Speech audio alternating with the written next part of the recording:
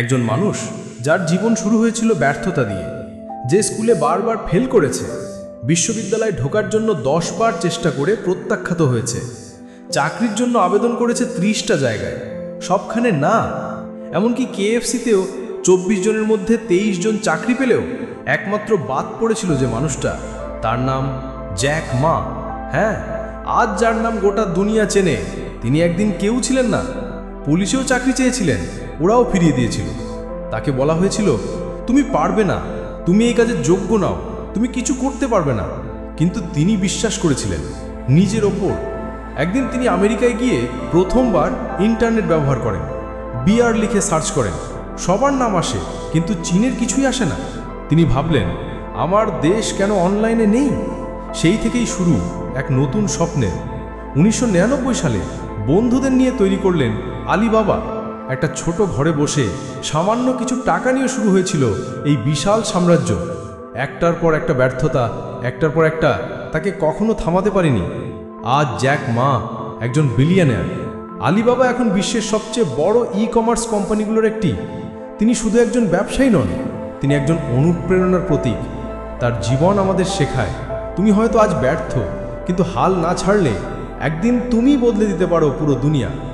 বন্ধুদের নিয়ে শুরু করলেন এই যাত্রা, কিন্তু কেউ বিশ্বাস করেনি। 18 জন ইনভেস্টর না করে দেন। তার কথা ছিল, তারা আমার উপর বিশ্বাস না রাখলেও আমি নিজের উপর বিশ্বাস রেখেছিলাম। সেই আলিবাবা এখন কোটি কোটি ডলারের প্রতিষ্ঠান। তুমি যদি নিজের স্বপ্নে বিশ্বাস রাখো, তাহলে গোটা পৃথিবী তোমার দিকে মাথা নত করবে। হার মেনো না, কারণ তোমার গল্প একদিন কাউকে বাঁচিয়ে তুলবে। জ্যাক মা বেশ কিছু কথা আমাদেরকে বলেছে, তাদের মধ্যে আমি কটি কথা বলে যাচ্ছি। ব্যর্থতা মানেই শেষ নয়, এটা শুরু। তুমি হাল না ছাড়লে জীবন একদিন তোমার হবে। কখনো হাল ছেড়ো না। আজ কঠিন, আগামীকাল আরও খারাপ, কিন্তু পরশুদিন সূর্য উঠবেই।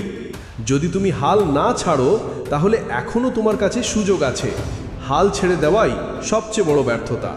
যেখানে বেশি অভিযোগ, সেখানেই সবচেয়ে বড় সুযোগ লুকিয়ে থাকে। যদি আমরা একটি ভালো দল হই এবং জানি আমাদের লক্ষ্য কী, তাহলে আমরা একজন দিয়েই 10 জনকে হারাতে পারি। তরুণদের সাহায্য করো, ছোটদের সাহায্য করো, কারণ এদের মধ্যেই ভবিষ্যতের বড় কিছু লুকিয়ে আছে। একজন সত্যিকারের ব্যবসায়ীর কোনো শত্রু থাকে না। যখন সে এটা বুঝে যায়, তখন তার সামনে কোনো সীমা থাকে না। আমি আয় নিয়ে মাথা ঘামাই না। প্রথমে ভ্যালু দাও, টাকা পরে আসবেই। প্রতিযোগীর কাছ থেকে শেখো, কিন্তু কখনো নকল করো না। নকল করলে শেষ। আজ টাকা উপার্জন সহজ, কিন্তু সমাজের প্রতি দায়িত্ব রেখে ও পৃথিবীকে উন্নত করে টিকে থাকা আয় করা কঠিন। তুমি যদি কখনো চেষ্টা না করো, তাহলে কিভাবে জানবে তোমার কোনো সুযোগ ছিল কিনা? তোমার দরকার সঠিক মানুষ, সবচেয়ে ভালো মানুষ নয়। জ্যাক মা আমাদের শেখান, ব্যর্থতা মানেই শেষ নয়, বরং এটি নতুন শুরু।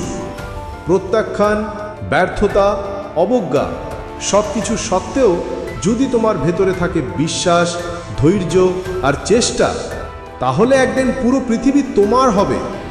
তুমি হয়তো আজ ব্যর্থ, কিন্তু যদি তুমি হাল না ছাড়ো, তোমার গল্প একদিন কাউকে বদলে দেবে।